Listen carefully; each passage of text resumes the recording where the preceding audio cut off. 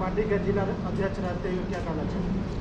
सबसे पहले मैं आपके दर्शकों को प्रणाम करना चाहता हूँ। रामगढ़ विधानसभा का प्रत्याशी होने के नाते और इस जिले का अध्यक्ष होने के नाते।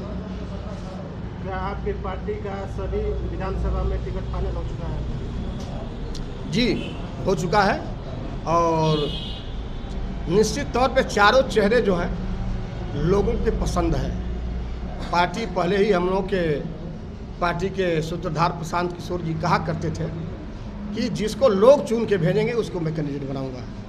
तो ये लोगों के चुने हुए कैंडिडेट हैं, ये पार्टी के चुने हुए कैंडिडेट नहीं हैं, ये लोगों के चुने हुए कैंडिडेट हैं। चाहे वह चैनपुर विधानसभा देखा जाए या रामगढ़ देखा जाए।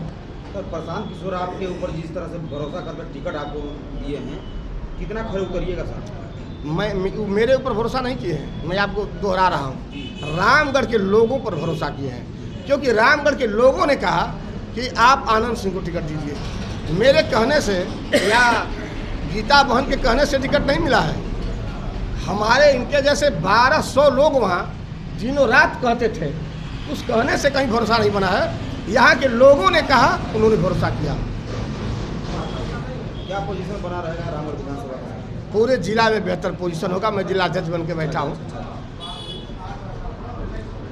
पूरे जिला में चारों सीट क्लियर कन्फर्म हो गया है सर? हाँ, सब क्या थोड़ा नाम जारी कर दीजिएगा तो बेहतर रहेगा।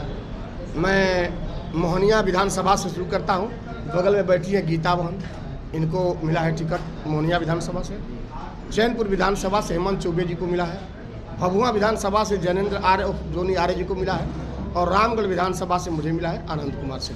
ये नॉमिनेशन कब होने जा रहा है? 20 तारीख के पहले। 20 तारीख से पहले?